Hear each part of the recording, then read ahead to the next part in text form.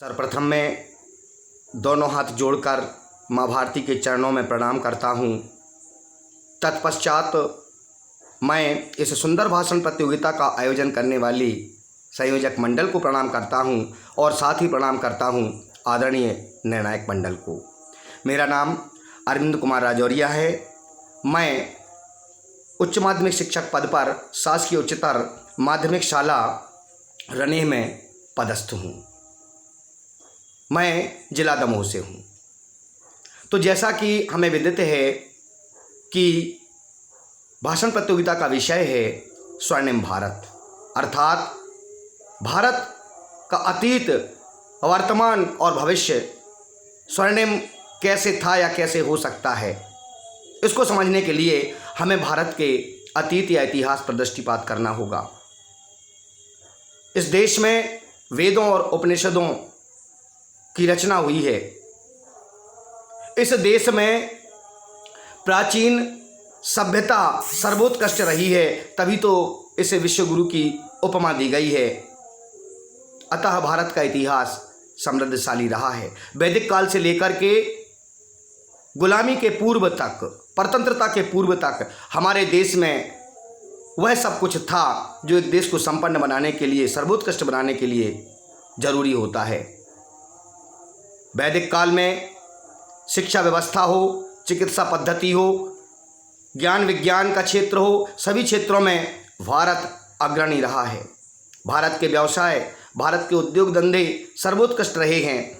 संपूर्ण विश्व में भारत एक निर्यातक देश के रूप में माना जाता था और भारत की वस्तुएं संपूर्ण विदेशों के लिए निर्यात की जाती थीं और बदले में हमारे पूर्वज सोने, चांदी, हीरे, जवाहरात लेकर भारत लौटते थे।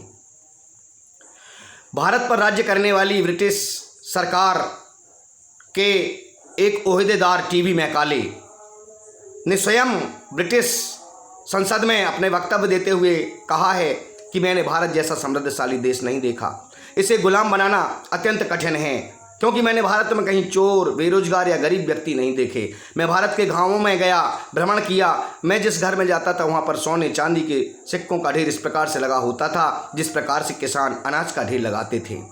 भारतीयों को उन्हें गिरने का समय नहीं था, बल्कि उनको तौल करके भी रखा करते थे। अर्थात भारत चारों ओर से समृद्ध था। सस्य श्यामला भारत भूमि अत्यंत उपजाऊ थी। कीटनाशकों का या रासायनिक खादों का प्रयोग उस समय कदापि नहीं होता था। भारत का विश्व व्यापार में अपना एक अलग अस्तित्व था। भारत का वस्त्र उद्योग संपूर्ण विश्व के लिए वस्त्र पहनाने की शिक्षा देता था। भारत के वस्त्र विदेशों में निर्यात किए जाते थे।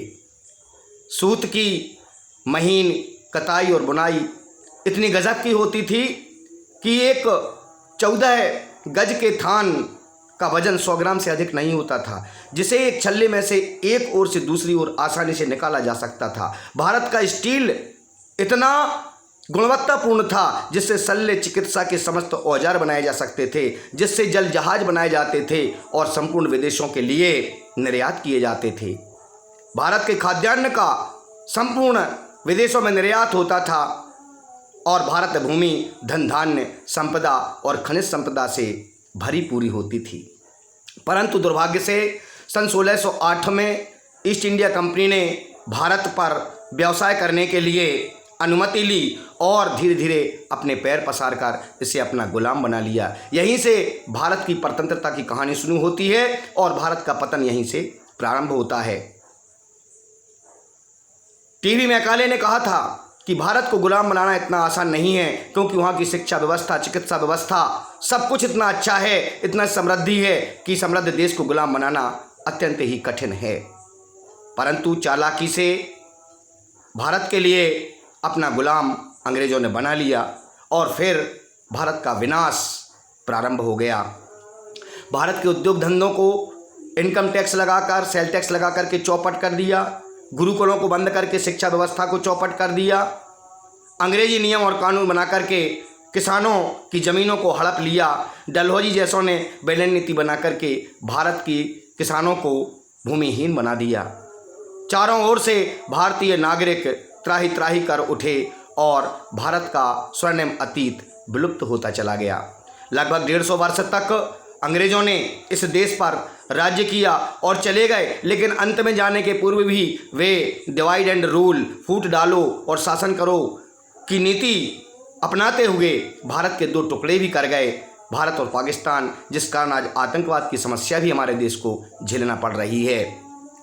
अंग्रेजों ने हमारे देश को पतन के गर्त में ढकेला है और आज हम अपने अमर शहीदों के बलबूते पर स्वतंत्र हो गए हैं, आज़ादी प्राप्त कर ली है, तब भी हम मानसिक रूप से स्वतंत्र नहीं हुए हैं। अंग्रेजी का बोलबाला प्रत्येक क्षेत्र में हमें देखने को मिलता है।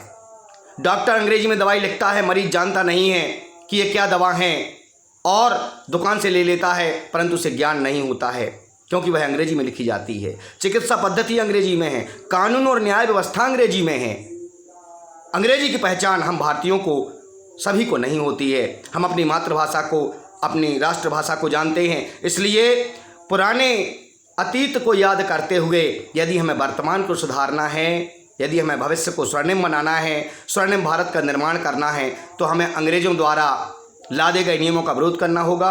अंग्रेजों द्वारा बनाए गए नियमों को हटाकर, उनके संविधान को मिटाकर नए नियमों की रचना करेंगे जो भारत के अनुकूल होंगे, भारत की प्रगति के लिए जो साधक होंगे, बाधक नहीं होंगे। और अपनी शिक्षा व्यवस्था में सुधार करना होगा। जैसे हमारे यहाँ आर्यभट्ट जैसे गणितज्ञ ने जन्म लेकर के सूर्य और पृथ्वी के बीच की दूरी 30वीं शताब्दी में घोषित कर दी थी, परंतु उसका श्रेय कोपरनिकस ने ले लिया। विदेशियों ने इस तरह से चालें चल के भारत के लिए क्षति पहुंचाई है जो कभी पूरी नहीं हो सकती। तो वर्तमान परिप्रेक्ष्य में स्वर्णिम भारत बनाने के लिए मैं अंत में यही कहना चाहूँगा कि यदि हम अपनी पूर्व संस्कृति का स्मरण करें और उनके नियमों का पालन करें जो हमारे ऋषि और मुनियों ने बनाए हैं, उन सिद्धांतों का पालन करें जो हमारे वेद शास्त्रों में और उपनिषदों में दर्शाए गए हैं, तो हम स्वर्णिम भारत की ओर निश्चित रूप से बढ़ सकते हैं। स्वदेशी भाव हमारे अंदर आना चाहिए, स्वदेशी वस्तुओं का उपयोग हमें करना चाहिए, विदेशी वस्तुओं का हमें परित्याग करना चाहिए, विदेशी कंपनियों को भारत से हटाना चाहिए,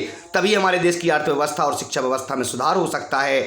किसी कवि ने कहा है कि जो भरा नहीं है भावों से बहती जिसमें रसधार नहीं, वह हृदय नहीं है पत्थर है जिसमें स्वदेश का प्यार नहीं।